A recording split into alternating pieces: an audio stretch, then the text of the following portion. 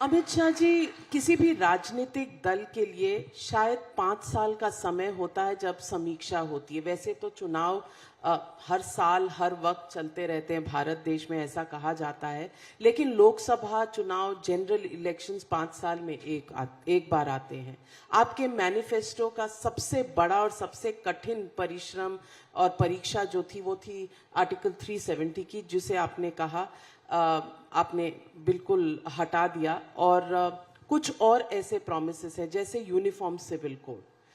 इस पर अब क्योंकि 4 साल खत्म होने वाले हैं इस पर्टिकुलर इलेक्शन के बाद, इस पर बीजेपी की तरफ से और सरकार की तरफ से क्या रवैया रहेगा? क्योंकि यूनिफॉर्म सिविल कोड पर अब तक मुझे लगता है कि एक लॉ कमीशन, दूसरे लॉ कमीशन, एक सजेशन, दूसरा सजेशन चल रहा है। फैसला कब होगा? देखिए, यूनिफॉर्म सिविल कोड निश्चित रूप से भारतीय जनसंघ से लेकर भारतीय जनता पार्टी की हमारी यात्रा का, आज तक की हमारी राजनीतिक यात्रा का एक वादा रहा है देश की जनता से।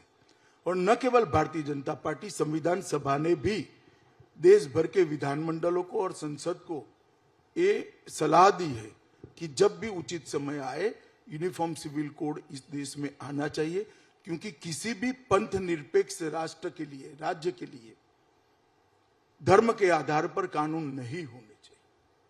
अगर राष्ट्र और राज्य पंथ निरपेक्ष है तो धर्म के आधार पर कानून कैसे हो सकते हैं? हर धर्म के मानने वाले के लिए एक कानून होना चाहिए जो देश के विधानमंडल और देश की संसद पारित करे। परंतु over a period of time सबने संविधान सभा के एक कमिटमेंट को भुला दिया। भारतीय जनता पार्टी के अलावे आज कोई पार्टी यूनिफॉर्म सिविल कोड के पक्ष में नहीं है, ना बोलते हैं। हाँ, हिम्मत कम होगी तो विरोध नहीं करेंगे, मगर ये नहीं कहेंगे कि हाँ लागू करिए, हम आपके साथ खड़े। हम लोकतंत्र के अंदर है, लोकतंत्र के अंदर एक स्वस्थ बहस जरूरी है। जब इतने सारे राजनीतिक दल का एक अभिप्राय हो और मेरे राजनीतिक दल का दूसरा अभिप्राय हो, मनसा चाहे कोई भी हो, वोट प्राप्त करने की हो या जो हो, मगर उनका एक अभिप्राय है कि यूनिफॉर्म सिविल कोड अभी नहीं लाना चाहिए, तो इस पर एक स्वस्थ और खुली बहस की जरूरत है। तो भारतीय जनता पार्टी ने जहां जहां भारतीय जनता पार्टी का शासन है वहां 3 राज्यों में अब तक, हिमाचल, उत्तराखंड और गुजरात में, हमने एक पैनल बनाया है। और पैनल सुप्रीम कोर्ट के रिटायर्ड जज और हाई कोर्ट के रिटायर्ड चीफ जस्टिस की अध्यक्षता में बनाए हैं। और सारे दल, समाज जीवन के सारे लोग और सभी धर्म संप्रदाय के लोग उनके सामने अपना अपना पक्ष रख रहे हैं। उस पर जो एडवाइस आएगी इसके आधार पर हम काम करेंगे। और स्वाभाविक रूप से इस प्रकार के शिखर सम्मेलन और इंटरव्यू में भी इस पर एक स्वस्थ बहस छिड़ी हुई है, तो देश की जनता को भी मन बनाने में इससे बहुत बड़ा मदद मिलता है।